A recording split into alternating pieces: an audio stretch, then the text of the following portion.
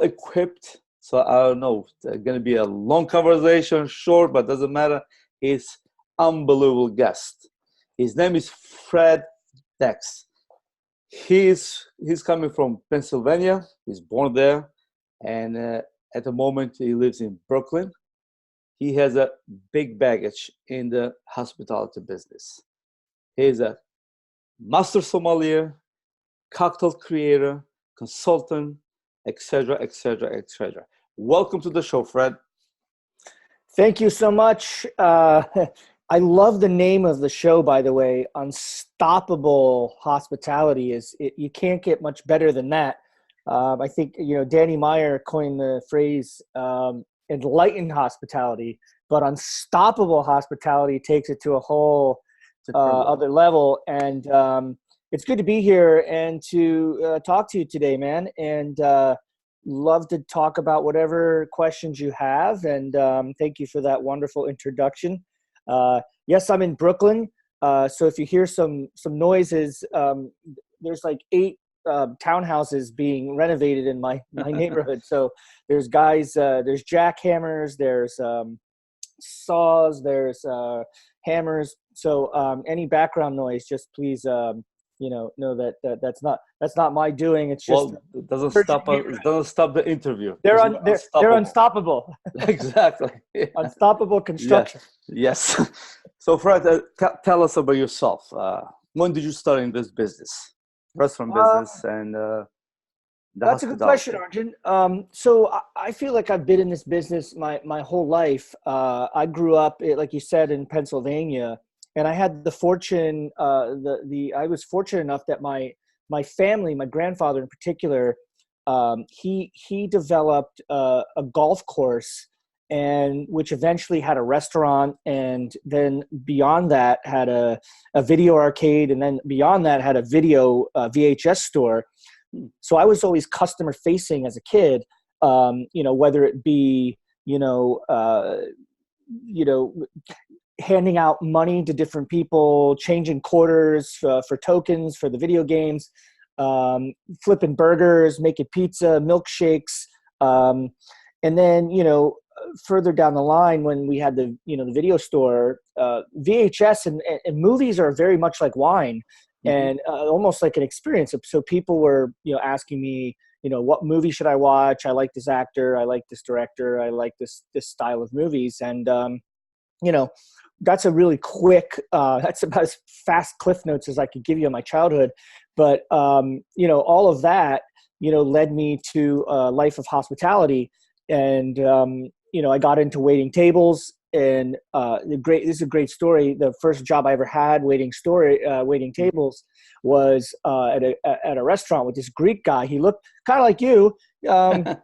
He had a nice hairdo. Well, he looked like Kojak, by the way, if anyone knows. Kojak, Telly Savalas.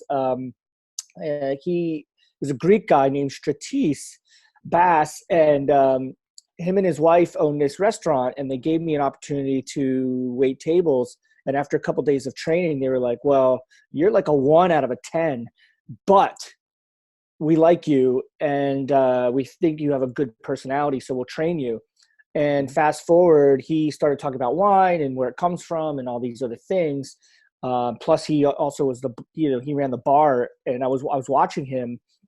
And one night just clicked. He said he was talking to the table, and it just clicked. And I was like, wow, wine is really interesting. And a couple of days later, a buddy of mine was like, get a book about wine. Probably have it on this shelf somewhere.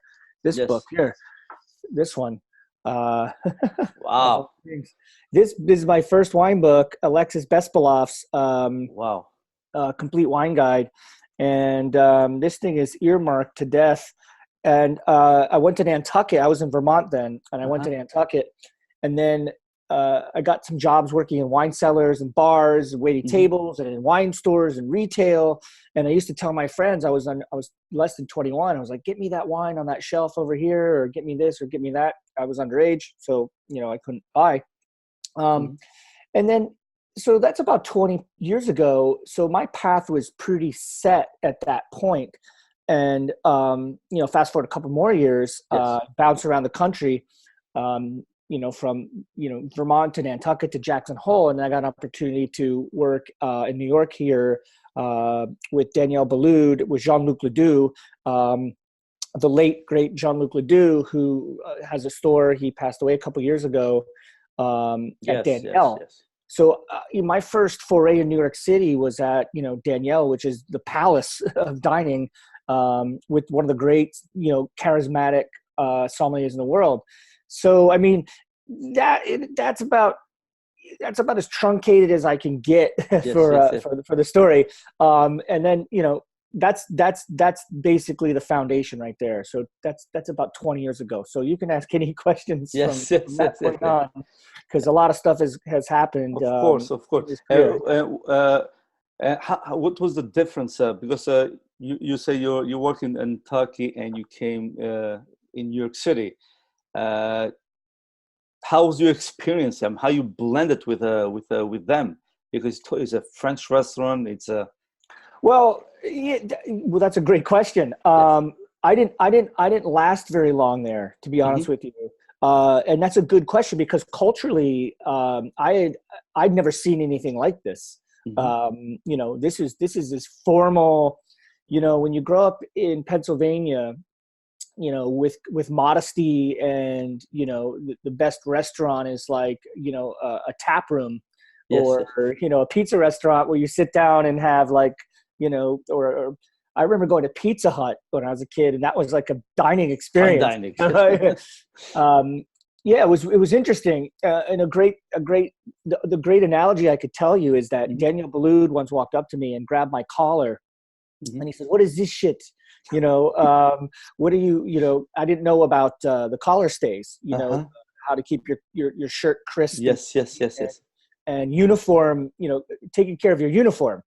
In that sense, and that gave me an idea. I was like, oh my goodness, and I didn't know what a dry cleaner was, or I knew what a dry cleaner was, but it was, that was part of this whole like keeping your uniform crisp and stuff. But also like just the people who walked in that door, I'd never seen anything like it. Princes, princesses, queens, kings. Royalty, actors, people with, prestige. That to me was eye-opening, and it really gave me a sense of like, wow, this is what I've seen in movies. Think of like Pretty Woman, and I'm Julia Roberts in this role, and and Danielle's my Richard Gere, that was pretty awesome. And the next thing that we can talk about is where I really learned hospitality. Yes. And I left Danielle to go to Gramercy Tavern, and that's pretty much where this the hero's journey begins, so to speak. Right there. Yeah.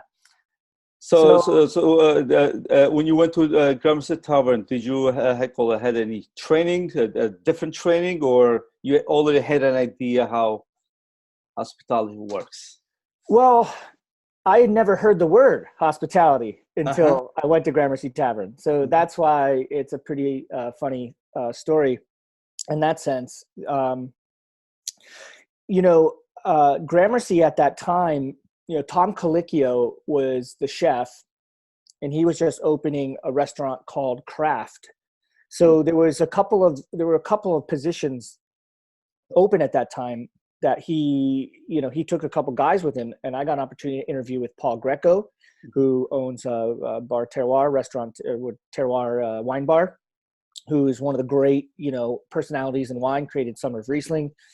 And from there, I had about 4 or 5 interviews, and I was like, can I just get a job here? I want to work here. And, I got hired, and they give you about a week's worth of kind of training, not stagiaring. Yes. Term, stagiaring, where you go and it's very common in cooking and kitchens, where you go and trail. You go for a couple of months and learn. In Michelin star restaurants, very very common. But one day you do this, one day you do that, one day you go to the kitchen, the next day you trail one of the best captains, then you walk, and then you do some back of the house things, and so you learn all the systems of the restaurant in a sense. And I don't even think Danny coined the term, Danny Meyer, by the way. I don't think that we didn't talk about enlightened hospitality, but I remember after I was hired and I got through that week or so, he used to do one-on-one, not one-on-one, but group interviews with any new hires. So it didn't matter if it was a cook or a bartender, busser, back waiter, porter, any cog in the system, he would call a meeting with. And I remember going to 11 Madison Park before it is what it is now. It is, yes, yes. This is 20 years ago.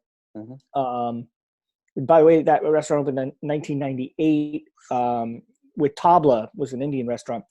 And there were about 7 or 8 of us, and they were from Union Square Cafe. They were from Tabla. And we just sat there, and Danny had a personal meeting with us, and he talked about hospitality. And I was like, holy crap, man, what is this guy talking about? I've never heard anything like this. And if you read the book, Setting the Table, everything he said is in that book right there. Yes. And he had already been kind of, creating a blueprint, I guess, or some sort of draft in his mind of this enlightened hospitality concept. So I was like, wow, and he had the tenements. I forget all the 5, but there were 5 tenements, and it's like, treat your staff, treat your coworkers great, and then treat your guests great, treat your community great, then treat your purveyors great, and then the money and then the business will come. It was a kind of a 5-tier a system. I was like, wow, you're actually allowed to like treat your brother and sisters well and not scream and yell. And, if you're a chef, you're not throwing a pan at someone.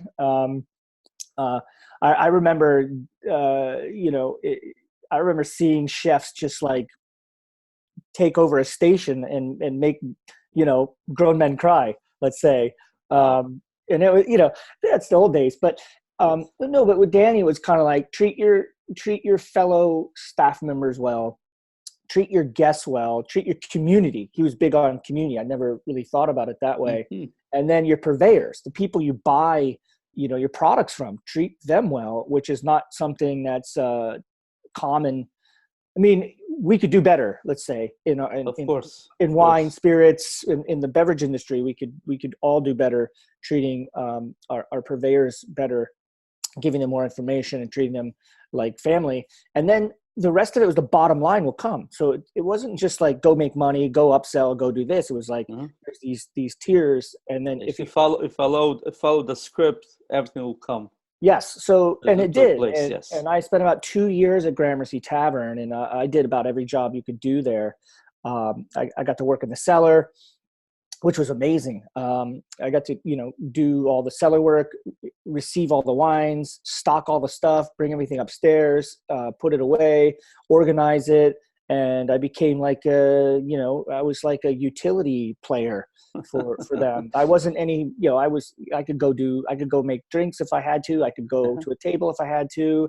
I knew where every bottle of wine was. I knew where every bottle of liquor was. I knew how to make the cocktail recipes, so those type of things, built, at a young age, built the foundation going back to my childhood from, making pizzas and, picking golf balls up and, telling people the next, the best next movie that they should be watching. And then to moving to New York, it kind of built this layer, these layers that I have, and that's like now, when I left Gramercy, that's when I got the first Somm gig, and that's a whole other story. So how you start with a wine industry, especially you became a master sommelier at what age? So it's a good question. So wine, like I said, the Greek guy Stratis, he kind of I was like, really, wine?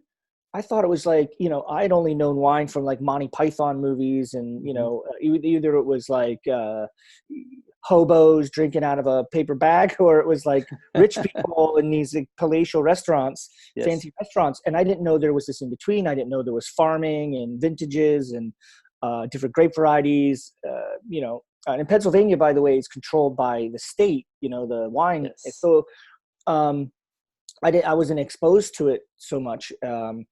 And again, I got this book and I started reading, and then I started getting these jobs. And when I was in Jackson Hole, actually, I lived in Jackson Hole for about 2 years. I kind of skipped over that. But Yes. There was a guy named Ken Fredrickson at the time who now owns Tenzing in Chicago. Very Distributor. Entrepreneurial guy. And I remember him coming, we had this like dollar beer night kind of thing. Everyone would go to this dollar beer night. And I was bartending and waiting tables and working in a wine store. I was going through the motions, but I had no idea Quartermaster Sommeliers or the Quartermaster Sommeliers existed. Mm-hmm. And he comes up to the bar and everyone's like freaking out. They're like, "Oh my God, you know who that guy is?" And he had just opened a restaurant, and he was kind of an enigma to the community, and then like Master Sommelier. And so I ended up working for him for a bit, and I watched him go through the Master Sommelier exam. He was drawing maps. He was taking notes, and he was very focused in studying. And I was like, I got to do this. But I didn't actually take the intro exam until about 3 years later. Because this stuff didn't exist. There were four of them a year. Yes. I was at Gramercy Tavern at the time. I did my intro, and it's interesting because introductory exam. So let me just backpedal a bit here on that one. Yeah. So Master Sommelier is it's a title. It's an accreditation that you achieve in the wine industry. It's the highest level for service. There's also Master of Wine and WSET and other accreditations that anyone out there who's listening can take. It's not, it depends on what your path is. But the first step is called the Introductory Course. And the Introductory Course, I think there were like 5 given at that time. 5. Now there's like hundreds because I think 900 now. Yeah, so it's insane. It's insane what's gone on in the wine. Which is good.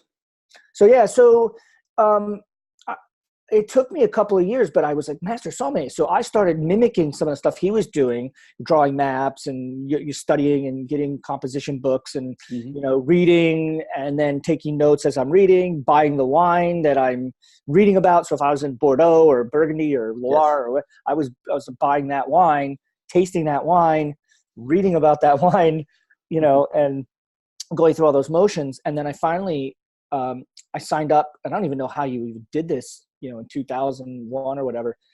I signed up for the intro, and the internet was still like fairly new. Yeah, we had a modem and dial up. So I signed up for the intro, but I had to go to Toronto. I live in New York City, by the way, working at Gramercy Tavern, and the only place I could go was Toronto, which is Canada. Yeah. So Toronto's Toronto's an incredible city, great wine city. And I had met a sommelier who had come into dinner to Gramercy, and he's like, dude, actually, I'm helping facilitate this thing. He wasn't a master, but he was kind of like a coordinator for helping around. Yeah. So he's like, stay at my place. And so I was like, okay.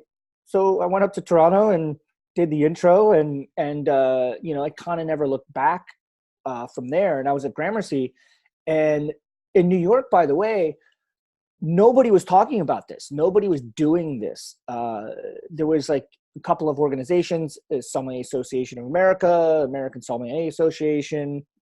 There was, some other things, but nobody really was talking about the Master Sommelier kind of thing, Court of Master Sommeliers. So I think the last person to pass was like maybe Andrea Robinson. That she's a great wine presario. She's amazing, but no one was doing this particular path. So it was about 2001. That's a long time. Shows you how old I am. I was 10 still then. young. You're still young. I was 10. Yeah. But yeah, I mean, I passed that in '01, and then in 2003, I found out about this thing called the advanced exam. Now there's a middle part called the certification that didn't exist then. And so just to give you an idea, in the advanced exam, there were about 25 of us. One exam for the whole world. Whole year. 25. Now I think the advanced exam has about, I don't know, seven, I can't speak for the numbers, but 700 or so applicants, maybe more, maybe less, somewhere. Which is good. Yeah. So there were 25 of us, and it was one of the most daunting events of my life. But fortunately for me, it was held in New York, and that gave me a little bit of a home field advantage to do it. And I actually passed in 2003. And that consists of, a service exam, which was, the most terrifying thing in my life ever, blind tasting exam of about 6 wines, and then a theory exam, about, 100 questions or so, written multiple choice, some things. So you have to pass 60% of that. So you jump, now there's a preparation of sorts with this, with the Master Sommelier, Quarter Master Sommeliers, where you do the intro, and then you have to wait a little bit to do the certification. Yes. And then once you do the certification, depending on how well you do, you then get into what's called an advanced exam or advanced, and that's course. Split in two also. Yeah, it's an advanced course, and then you go and you intake information. It's basically like a mastermind or something like this, where you go in and you learn from different masters, and then you get into the system to take an advanced exam. Yes. And if you pass that, then you're in the queue to take the master theory, which I think is a pretty cool. When they split that up, I thought it was a pretty cool thing to do, because I'm a big fan of, if you don't know your theory or your knowledge part, you're not going to be able to maneuver. It's like I talk a lot about mechanics in hospitality. Being able to carry a tray and serve a glass. We talk about hugging the guest. Yes. And just the mechanics of hospitality in that sense. But if you don't have your theory and your knowledge straight, there's no way you're going to be able to go to tables and serve them and give them an experience, and be able to answer questions. And chances are you're not going to be able to taste wine that well, because you can't understand what a lot of it's like math. It's like you could taste different things, but you compute them. It's almost like algebra. When I'm tasting, it's like algebra. It's like X box this times Y equals this, that.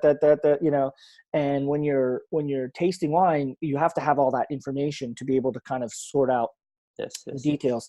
So, and that's kind of the nuts and bolts of it. So then if you pass the theory now, then you get activated to take the service and tasting portion. So it's a bit of this is probably now a 10-year climb for anybody that's doing it. I did it in 6 years back then. And I passed the introductory when I was 25, 26, 25. I passed 25. Whatever. Numbers aren't important. Exactly. Now it's done. It's done. But I went 01 introductory, and that blew my mind. And by the way, let me go back to that. Watching Doug Frost and watching Wayne Belding and Damon Ornowski and Joe Spellman, who I just want to call out here, teach with transparent, remember the overhead slides with the projector? Yes. They were responsible for all their own, their maps and stuff. But those guys lit me up. I mean, I was like, I'm doing this thing. I want to be like them. And that's inspiration. Yeah. And they were hospitable too. Going back to your concept here is if you could do one of two things. You could be scared out of your pants and not talk to them, or you could have cojones and go and be like, hey, I have a question about that thing that you were talking about in Portugal or Spain or Bordeaux or whatever. And I remember getting all their email addresses and emailing them questions, and they would respond within a couple days, a week. And to me, that was like, wow, me, like they're talking to me, talking to me, right? And then in '03, I remember taking my service exam in a new master, because you go to different tables and you do different exercises. And back then we had a cigar service table because that was still part of, cigar service was a part of the, the situation. And so I had to learn how to do cigars. And it was a fairly intimidating.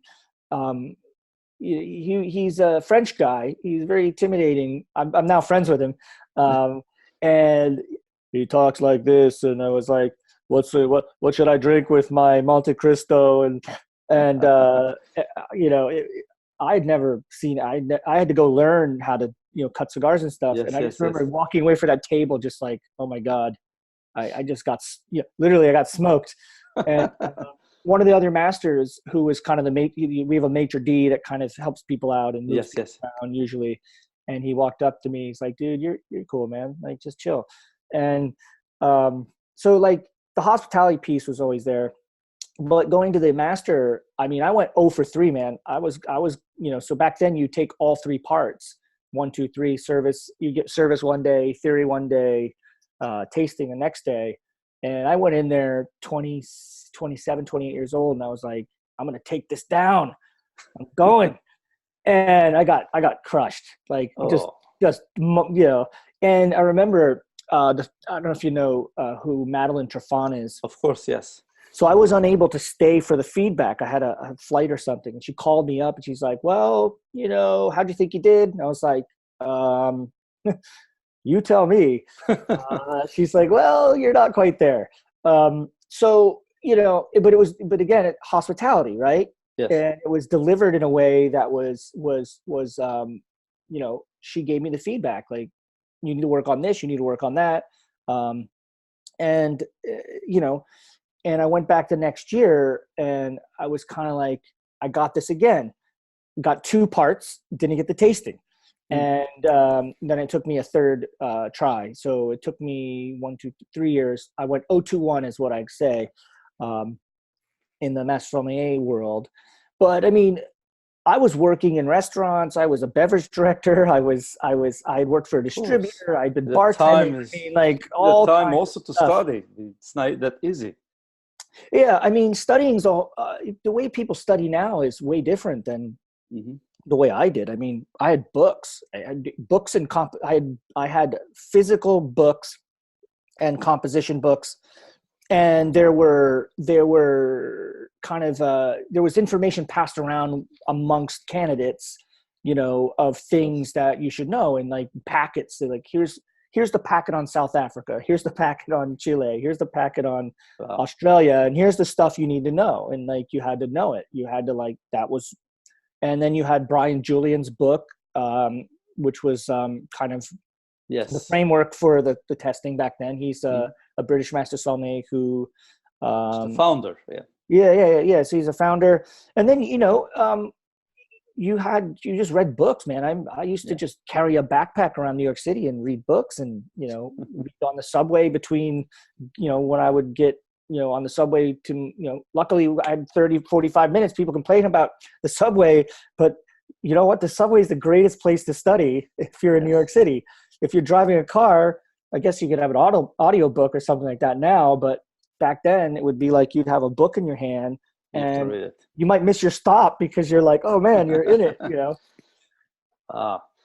So you pass, what year you passed the Master Sommelier? 2007, and I was number 79 in the United States. Wow. I think now there's about there's 170 or something. So no, it's over 200 something, I think. Yeah, but the U.S. and there's quartermaster sommeliers U.S. and there's quartermaster sommeliers worldwide. We are one organization, but we operate they operate in kind of two different continents, basically. Yeah, so the worldwide takes care of most of Europe. The U.S.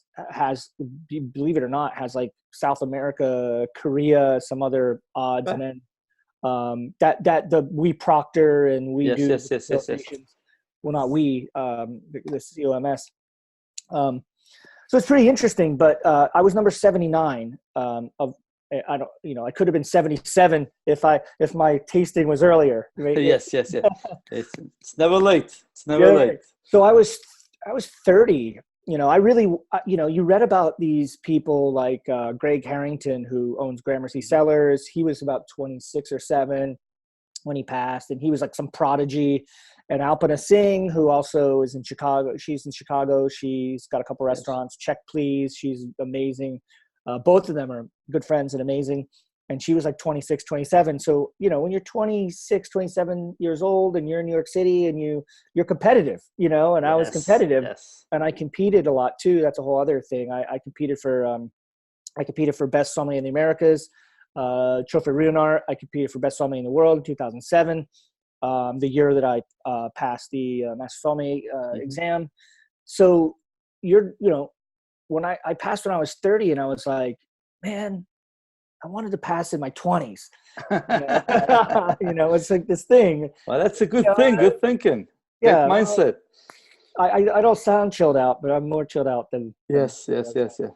But I mean, it's been, the journey's fun, and the people you meet over the years, and work.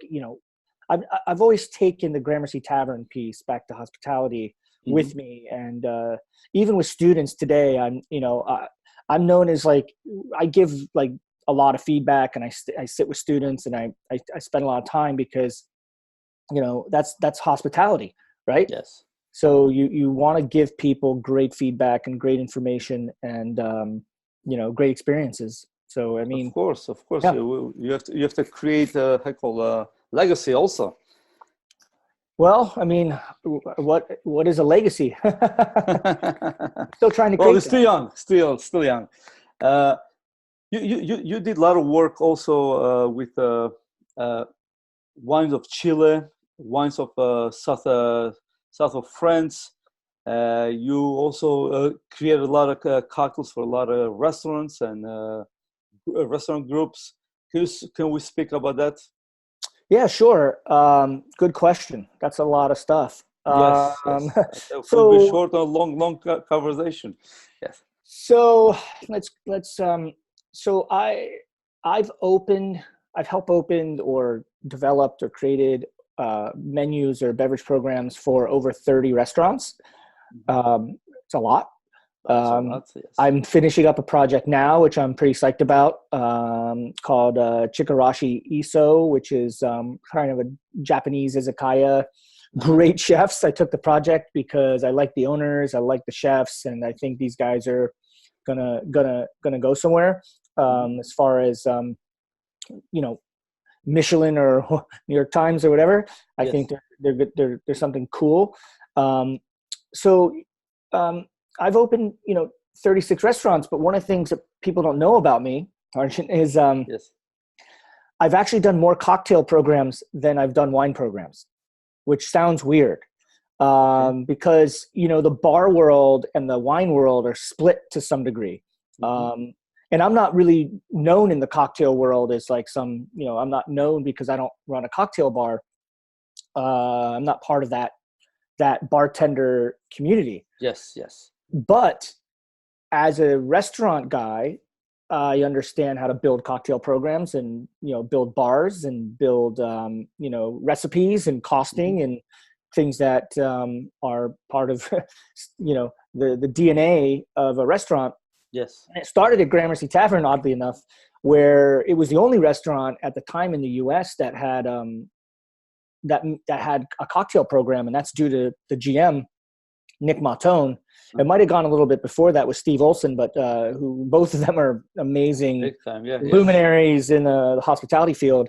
And when I got my first sommelier job with Laurent Tourondel at Cello, BLT Restaurant Group, now he owns L'Amico, LT Burger. He's all over the world. Yes, one of my mentors and friends. And he's like, I get a gig as a sommelier at Cello, 3-star New York Times Michelin. He says to me, I want a cocktail program. It's just like 2002 or something, 2003. It's not. It's before like the whole thing was going. And he says, "We're in a cocktail program." I was like, "Chef, I mean, like, I got to get this wine program down." And he's like, "Tomorrow." And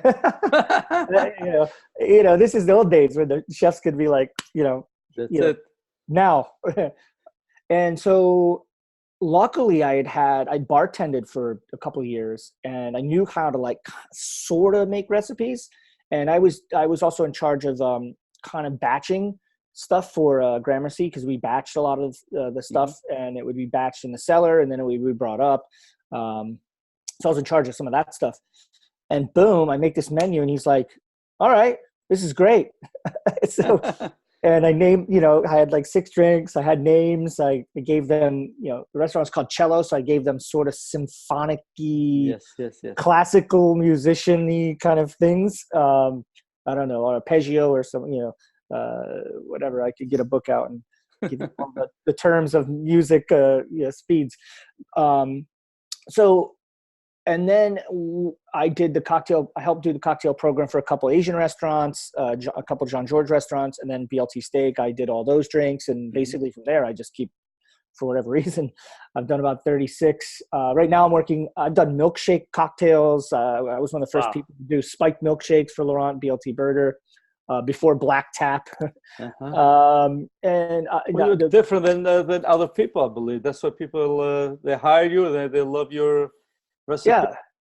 Yeah, and it's this new one. I get to learn about sake, sochu, and some areas I don't. That's not my wheelhouse necessarily. But I'm psyched about this new menu because I'm working with Asian citruses, spices, sochu, sake, Japanese whiskey, ume, all kinds of different things. So that's one piece of it. But a lot of cocktail stuff over the years. And then, the speaking gigs, really, I love that stuff. I I was the ambassador for Wines of Chile for, about most of 2000 to 2010 to, today. And then I did Sud-West France specifically. Which gets lumped into Languedoc-Roussillon sometimes, but we're talking about the Atlantic side. And lots of other people. But wine education, wine entertainment is something that is, I love doing it. I'm going to stop you here because that's first time I met you. You're doing wine of Chile. And I was a guest at your seminar, and I was blown away. I mean, with the details you're saying about the soil, about the taste. It was like, it was amazing. That's when I got inspired to go more deep on wines. So wow. Go ahead. Yes. So that's awesome, man. Do you remember what the, ask where we were? I was in New York City, but I don't remember the year. Okay. Maybe 7 years ago. I don't know, maybe 6 years ago. I don't remember how long it was. Well, that's interesting. I get a lot of people that say things like that to me and say, "Hey, I remember when," or I met you here, or I was in San Diego or San Francisco, Chicago, San Antonio too. Yes. So those things, that, with Chile, I mean, I learned about wine. So I passed the Master Sommelier exam in 2007, right? And people think that this is the be all end all, and this is the last stop, and whatever, you've made it, you can kind of hang the hat up and whatever. But when I started engaging and got working with Chile, I actually spent a lot of time with winemakers, and Chile was still finding its feet in the wine world because they had rediscovered Carmenere, and they had changed all this. They had to change everything. Yes. And they wanted to be a player in the wine world. So I was growing up as I basically went from being a master sommelier to jumping into their world, and they were almost like going into middle school or something from elementary school to middle school, and learning algebra and learning physics and science and all these other things. Metaphorically, if you understand what I mean. Yes. And I got to go along on the ride. and I had a backstage pass to anyone I wanted to talk to. And the thing about Chile is that it's not just one region, one grape variety, one producer. Yes. Producers have fruit and farm and have vineyards and multiple different places with multiple different soil types, with multiple different varieties that grow best in that spot. So they have a spot for Chardonnay, they have a spot for Sauvignon Blanc, they have a spot for Pinot, they have a spot for Cabernet Sauvignon, Syrah, etc. So I was able to learn through that lens, what grapes grow best in what climates, what grapes grow best in what soil types, as they were learning themselves.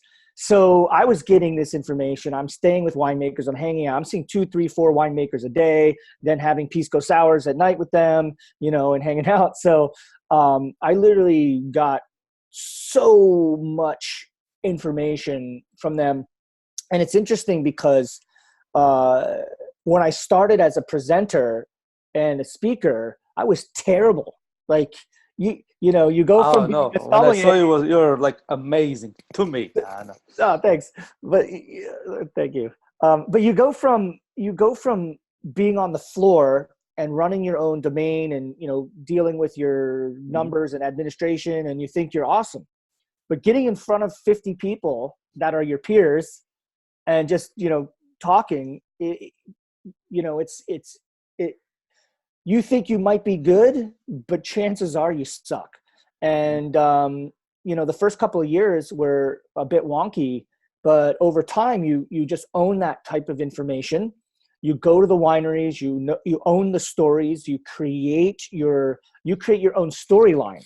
Yes. And then you can pick and choose like stories, right? You can say, okay, well, you want to talk about Cabernet? Here's how we're going to talk about Cabernet. You want to talk about Syrah? Here's how we're going to talk about Syrah. Sauvignon Blanc? Here's how we're going to talk about Sauvignon Blanc from a winemaking perspective, not a soil. Yes. So I was able to kind of maneuver after a couple of years. And, I also know how to, command a room. I can just go into a room and be like, hey, everyone, what's happening? Here we are. Here's the wines. Let's do it. Right? Yes. I learned a little bit from presentation from guys like Kevin Zraly, Steve Olson, Doug Frost. Again, I watched a lot of speakers, and then I watched like Tony Robbins and, some motivational guys that get on stage. Yes. And that is kind of where I'm headed towards in my new iteration of myself, because I'm always, every couple of years I transform into something different. But I want to go back to that because that to me had the most impact. And just speaking to you right now is a case in point where I made an impact. You're like, oh, this guy. He gave me some energy. He gave me some information, and I want to know more about wine now. Yes, correct. Yep. Yeah, that's so correct. I was gonna ask you because you don't see. People don't see them a lot on YouTube or whatever, but you did Star Chef Som Slam, and if you follow those videos, you did run whole competition. Yeah. Can you please explain, just discuss that? Because if people that go and saw those videos, they're gonna get like, wow, who's Fredrickson? Well, it's funny. Yes. I haven't seen those videos, to be honest. Oh, you gotta see them. It's kind of like we don't like to hear our voices, Yes. But I've done a lot of video stuff, and you see my 1-minute wine reviews. Yes, we're going to talk about that later on, but let's talk about the Star Chef Som Slam. So, Star Chef's great organization. They actually had developed this concept of Som Slam. I came in year 2, and I did it for about 10 years. This year, I'm hanging up my hat on it. And so it's a sommelier competition where we develop something where there's about 12 sommeliers from around the country that we put them to the test with theory. We ended up with like a Jeopardy type theory thing where I ask questions based on sponsors, who comes in and supports the event. Any question We do like a Jeopardy type of thing. We do a blind tasting. We do some other things. And then we do food and wine pairing. And then there's about 50 or so judges that taste food and taste the wines and the somms. They get to pick from a stable of wines, and they, get to pick a wine and then go around and pour it and sell their story.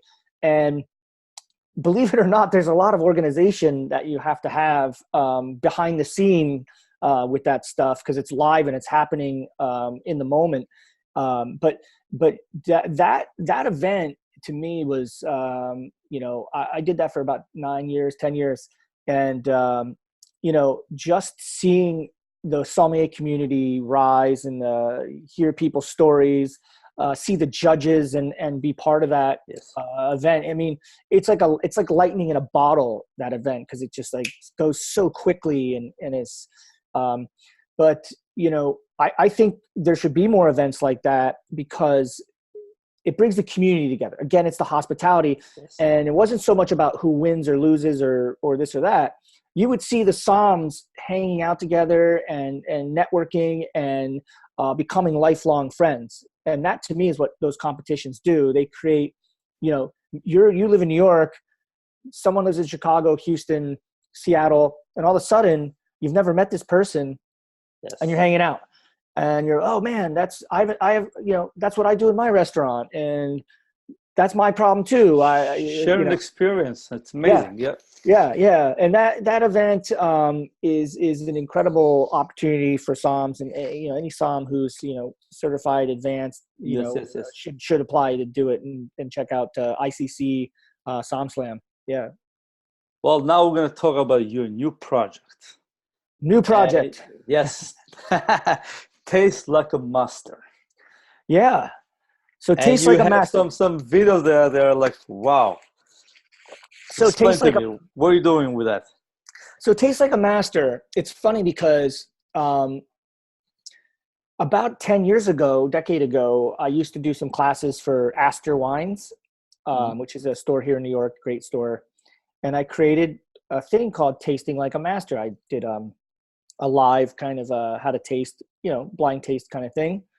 And fast forward maybe 5 years, I teach at the International Culinary Center, which has what's called an intensive sommelier program, and it's about there's two different paths. There's a 10-week all in.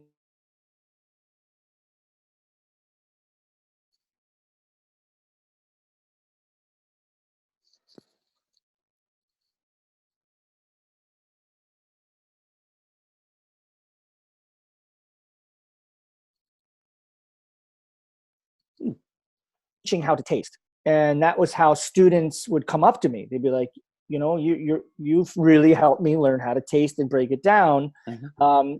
And all the different professors, it's all masters. We all have different strengths. Some have better history or technical knowledge, and that's great, right? That's like a great mix. It's like a band. Everybody's got their instrument that they're. So I started thinking, like, I gotta do something where I can be out further than just one-on-one, than just talking to a group of students and being physically present.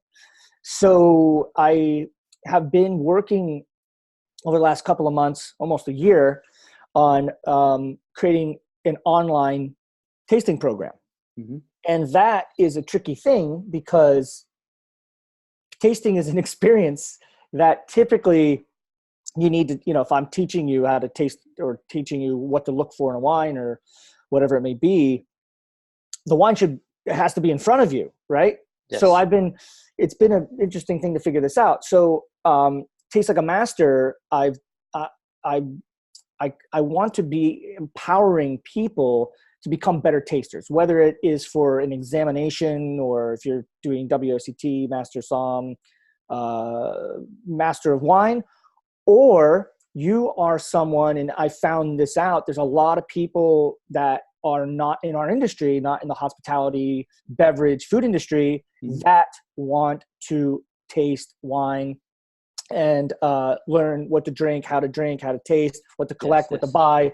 So there's, I'm still trying to figure out which is so there's something called an avatar, who I'm going to talk to.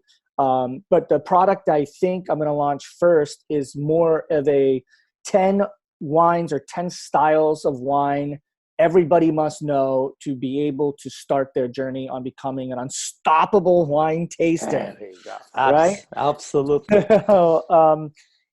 I'm close to launching it in a form. So what I'm going to do with this, Arjun, is it's going to be like a webinar. So it'll be a narrated webinar. I'll teach you how to taste. Some will be video, some will be PowerPoint, and you buy it. I'm working on trying to find a facilitator to give you the wines that you could just click a button and, get a kind of a wine club type thing that you get it. And then you play along and you taste the wines, boom, boom, boom, boom, boom, at your own pace. And then I offer some group coaching or one-on-one coaching, like a Zoom call like this. Yes. So like, hey, what's your problem with tasting wine? And you're like, well, I have a problem with neutral high acid whites. All right, let's work on that. Let's get some Pinot Grigio. Let's get some Albarino. Let's get some. You can taste right in front. Yes. Yeah. So I'll offer some coaching, and what the idea is I don't know if you know the concept of masterminds. Yes. Groups. I'm very familiar. Yes. I've been to couples. Yes. So groups of people. I want to get groups of people together and get them talking to each other, and be kind of the leader of a couple different groups like that, and get people energized and get them into groups where they can talk to each other and help each other out. Because that's what I've learned through this class, through the teaching. Multiple cultures, economic groups. People in restaurants, people that are lawyers, people that are finance people, Wall Street guys, people from other countries that English is the second or third language. Yes. And when you get a bunch of people like that together that are for one common, they want one common goal, to taste wine better. Yes. So to understand the wine better too. To understand, yeah. Yes. So my goal is not an accreditation. My goal is not to teach you laws and rules and my goal is strictly to teach you how to look at wine and how to visually cue it and see all the stuff, how to smell. But it's, I could talk to you a lot about, orthonasal versus retronasal versus and concepts and tasting, but a lot of it's textural and how to feel and really kind of, how to look at a wine and then how to feel it. And those are my two main strings I pull upon versus the just smelling and this smells good, or I smell, because tasting can get you. It's wine tasting, by the way. It's not wine smelling. Exactly. So a lot of people also, the masters that you guys taste so different. The regular people that taste different. Yeah, they just swallow the wine and they make a decision. Oh, it's good or not good. Yeah. And as a master, you play around with the wine. You like you say, you're doing a math. You're picking up the acidity, the tannin, the this, that you come to a conclusion the wine is good or not good, whatever. Yeah. But that's more technical. Yeah. So you're trying to give them an idea how the wine will taste, from this region, and they still can make up their idea. What style they like. Yeah, of course. That's the point of getting the groups.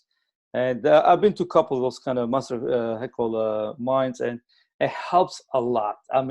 If you don't know wine, you definitely got to do that. Yeah. Well, so that's, it's taken me, again, a couple of months to really understand, because an average consumer is like, I like this wine, I like this brand, or, I drink Diet Coke, I don't drink Diet Pepsi. And American consumerism, I think it goes for a lot of, probably any culture. I like this, I don't like that. I like spicy food, I don't like this. So for me, wine has so many different flavors and tastes and colors and styles, and it's endless and endless and endless. The one thing with the consumer, if I have an average consumer, a customer or client, it's kind of like, well, what do you like? Let's find out why. And then let's find out what else we can bring to you so we can expand your world a little bit. And even if it's like, hey, I like really expensive Napa Valley wines, or I like really, I like lush Pinot Noirs, or I like Burgundy. Let's find other things that might be, a deal for you and get you drinking different interesting things. But, because a lot of times, we are like, I like this, I don't like this. I like this, I don't like that. And with wine, it's not that way. I think, the wine world is probably the most unique. It's like music or art. It's very, very subjective. And it's like, hey, I like this kind of music, but I like Bach. I don't like Mozart. I like, Franz Liszt, but I don't like Paganini. I like Metallica, but I like Megadeth. I like, you know what I mean? Like, yes. So there's a lot of subjectivity to it. And with people that aren't in our world, the hospitality beverage, world, I try to kind of get them, what do you like? And let's find some other cool stuff. So you got more things to play around with. You got more toys. Open up your mind. Yeah. And also, like, why are you spending $50 or $100 on this? Here's how you measure qualitatively that. And that's what people want to, be justified on their purchase, right? Yes. If you buy a watch, you go to the office the next day, your buddy's like, oh, you got that watch. And then you next week you get that car, and then you park it in their parking lot, and it's like, oh, wow, John got a new Porsche, but what's the justification for the purchase? And what's the value? What's the value proposition on the purchase? With people in with people that are in the, I originally conceived this concept for the WSET entry level 1, 2 up to 3 for the Master Sommelier intro certified advanced, to help them, and especially people who don't have access to being in New York City or Chicago or bigger markets, where they can get a mentor, or they can get access to an individual who can help them. Mm-hmm. So I and then I started, looking at podcasting and, Zoom calls like this, and, that there's a virtual world, an online world, an e-learning that, if I can create a product that helps them get over their goals and be a coach, and help them. It brings value. You're going to bring value. Definitely going to bring value. Well, we talk about, so what's the pain point, right? The pain point is, I'm a sommelier. I want to be a sommelier. I live in a market like Tulsa, Oklahoma. I'm just throwing it out there, or Toledo or something like this. But I don't have anybody to talk to, and I don't have a mentor. I don't have a master, whether it be a someone that's a WSET 3-4 diploma, high level, or master wine, master sommelier, or a guru of sorts that they can go to. Now, with the world that we live in, with this kind of virtual experience, they could come to me in a live coaching call, or I could develop something that they can look at their own time and get the information they need and be taught. Because a lot of it is like, I teach people, like, I wish I would have known that 3 months ago. I wish I met you a couple of, I wish I met you. So I get that a lot. People are like, I wish you would have been my instructor. I wish you would have been this. I'm like, well, if that's what I'm getting on feedback as a human being, I'm going to create something where you can see it and buy it. You don't need me physically. Right. So that's kind of, definitely, it's unbelievable idea. Myself, I really support that idea, and you should just post more videos, get people know you. So social media definitely will help you, spread your message. And for real, people that live in some states, they can even get in touch with any sommelier, or they have no sommeliers there, and you'll be the perfect fit for them. Another question: where do you see yourself in 10 years?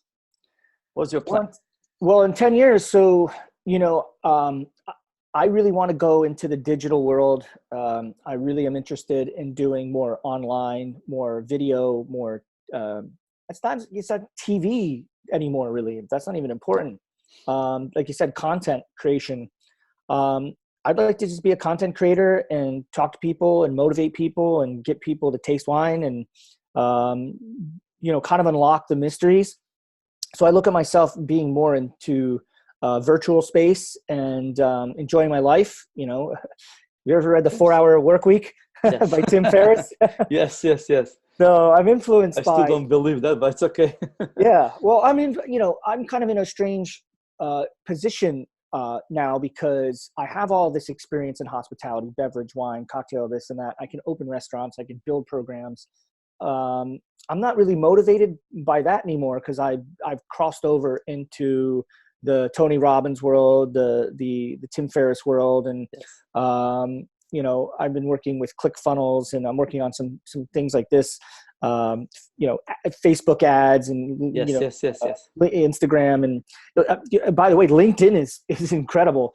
I had no idea that's how we kind of connected on this. I think LinkedIn is bigger than Facebook, and for Instagram, you get the professionals. likes. It's good exposure, but if you really want to get more students, LinkedIn. In my opinion. Yeah. So I'm big on LinkedIn. For years I had an account, and now I'm getting people engaging with my pages. I do these 1-minute wine reviews, which I'll talk about in a second. So I just want to be able to be an ambassador, let's say, conduit to great products and things I like, things that I come across. I think have a story that I want people to know about. Even if they can't find that specific producer or that specific thing, just the transformation and transfer of information in that sense. To me, that's what I want to do. I have so much information. I have so much connection to the wine world, beverage world, producers, chefs, and that's the next step. I want to be able to just talk to people, get them excited. I'm not selling wine. We talk about maybe Gary Vee. He had a wine store, and that was the reason he created his first his first blast into the world with Wine Library TV. I'm not selling wine. I don't own a wine store. I don't own a restaurant. That's not my thing. I want neutral transfer of information, and to be able to educate people and get people excited, and be a place where people, also be a place where people can ask questions and get information. And I'm developing that type of product and that type of thing for people who are both, there's twofold thing here. Yes. The consumer. So you talk about LinkedIn. There's a lot of people on LinkedIn that are entrepreneurs, that are finance, that are, own businesses outside of the world of hospitality and beverage. And that is a huge customer base that I've discovered, that I'm working on trying to fill that need. And then there's the people like we talked about that are like, hey, I'm new to wine, or I'm a server and I need more information, or I just got hired by this hotel, or I just got hired by this restaurant, and I'm a bartender and I want to know more. So I'm trying to figure out how to solve their problems and get them information on how to taste, because you could read books on wine all you want, but how to taste wine in a physical way is still something that it's still a problem that doesn't have a solution, right? Because I taste this, you taste that. I don't know, and this, But it's still, the way we communicate right now, it's gonna work, because let's say I have a glass of wine right now, and the region, the grape variety, everything about that wine, and you tasted so many wines. You probably went through that wine. Maybe you don't remember, but you have an idea how that region, because they change, exactly, and you can discuss that. You can give them a guidance. That's the mastermind style. I mean, that's where the video and the digital will work. That's why I believe on that. Yeah, I mean, you just you're hired, all right? Yes. You work with me. So the idea is classic wines, textbook wines, teaching how to taste through the lens of textbook wines, and that's what I'm working on. And every time I talk to a winemaker, it takes me another week to iterate, and it's feedback, right? Input, output, feedback, input, output, feedback. It's a big circle. And, we could talk about the absolute truth, total objectivity. And that's what I'm trying to get at. So I'm taking classic grape varieties, take Sauvignon Blanc, for example, and saying, okay, Sancerre is the benchmark. Pouilly-Fumé is in second place. Bordeaux Blanc changes a little bit because it's blended, but we still have to reference it. New Zealand, right? And then we have California and others. So I'm looking at if you take the median of 10 wines, 10 producers, and you crunch the numbers, you'll end up with, a style. Yes. And I'm trying to take the most objective piece and say, if you learn to taste by tasting these 10 wines or these, I originally had about 30 grape varieties that I've kind of identified are the most important. And then there's iterations beyond them. So again, like Sauvignon Blanc, but Chardonnay, you have Burgundy, right? So you have Chablis, and then you have Côte de Beaune, which you have Merceau, Chassagne, Montrachet, They're all different. So I have to kind of figure out those guys. Styles, You have California, Russian River, Sonoma Coast, Santa Barbara. So I'm kind of crunching all these numbers and crunching, the styles of these wines and trying to find the most objective, way to teach. Here's how you taste this. Yes. And if you taste this, if you taste the wine to it's kind of like the grid backwards, because we talk about the grid in any of the wine tastings. Like, here's the grid. What do you smell? Okay, what's it will look like? It looks like this. It smells like this. So there's different fruits and different flowers and herbs and things that you smell. But if you teach people how to taste if you teach them how to taste wine specific, it's like the best way. You look at like a Tom Brady, right? Tom Brady prepares every week to the defense of that team, or maybe even prepares now for week 8 because he's so good. Yes. So he's preparing like 3 weeks, 5 weeks out for the next team, but he looks at the defense and picks it apart. So the way I train people to taste is like, this is Sancerre. Well, let's taste Sancerre to the defense of Sancerre and match up. So it's a different way of looking at it. So I teach people how to taste to specific variety and then to the specific terroir, soil. I mean, I talk a lot about, that's a big thing too, is like, dialing all these soil types and really explaining how texturally soil, that's a big thing for me. Texture for soil, whether it be limestone, chalk, clay, loam, loess, the schist, great schist, slate, whatever, sandy soil, teaching people how to pick up those textural cues. And then the winemaking piece beyond that is huge, because then, different people are doing different things. And now it's the book is wide, it's a big grenade that's been thrown, because there's producers with stainless steel, there's producers with concrete, there's producers with eggs, there's producers with, different types of oak. There's American oak, French oak, Hungarian oak, Austrian oak, and then some producers are using 5 different things. So, but trying to distill that down into, here's what, trying to, get the noise away. Simpler, a little more simple. Yeah. So, but I'm crunching all that stuff and I'm doing all that work. That's the thing. That's you're the master. I'm doing the hard work, and I'm trying to figure out how to give it to a consumer client in the most digestible format. Excellent. Yeah. So that's my mission, and I'm pretty excited. I really love your videos, and I can't wait to see more, and I can't wait you to launch your first product. And where's my audience? They can follow you, they can see you. which So social media you use more, or whatever you are, which platforms you are?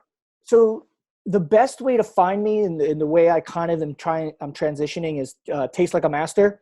So I have the Taste Like a Master on Instagram, and that's where I post the videos, the most videos. Taste Like a Master on IG, just like that. Yes. And I have a fan page, Fred Dex MS, on Facebook. And then on LinkedIn, for those in your audience that are more into that, you know how to find me, Fred Dex MS. So there's 2 Fred Dex MSs, Facebook and LinkedIn. And then on Instagram, it's Taste Like a Master. And I've been doing the 1-minute wine videos just, by the way, that's practice. So part of the 1-minute wine videos are practicing.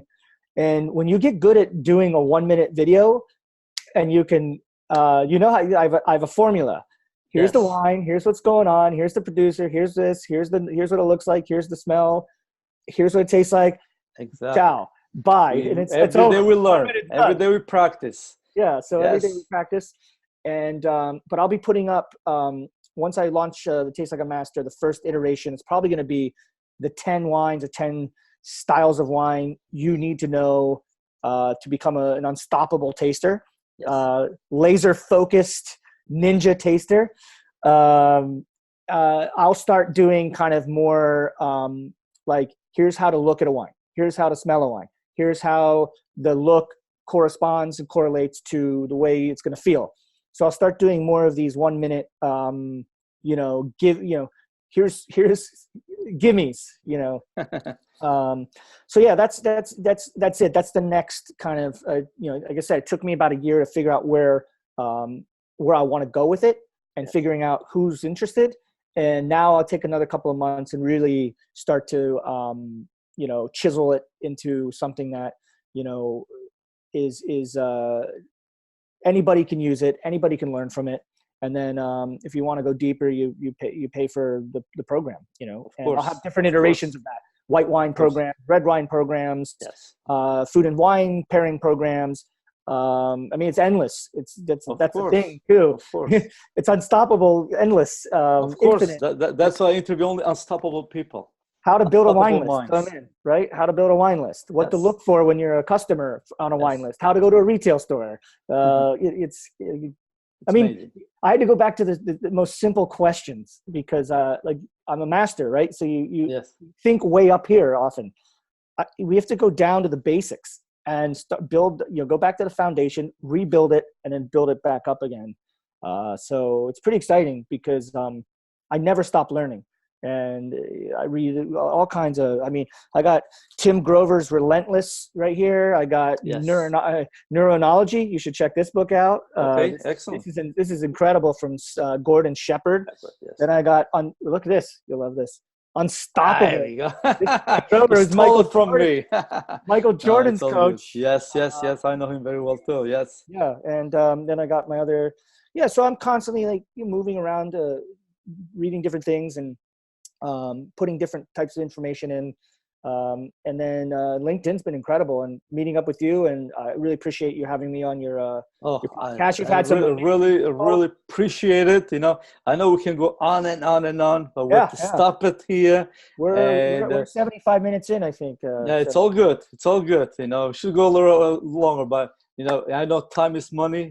I missed a lot of stuff too. There's a lot of other things in there. I know. We can have a part 2. Definitely have it with other people. I have to do part 2. So definitely we can do part 2 with you. And thank you for the interview. For your all information to give it to our audience. And talk to you soon. Thank you, Fred. Hey, thank you to being unstoppable, my man. You are unstoppable. Thank you. Rock and roll, brother. Take care. Ciao.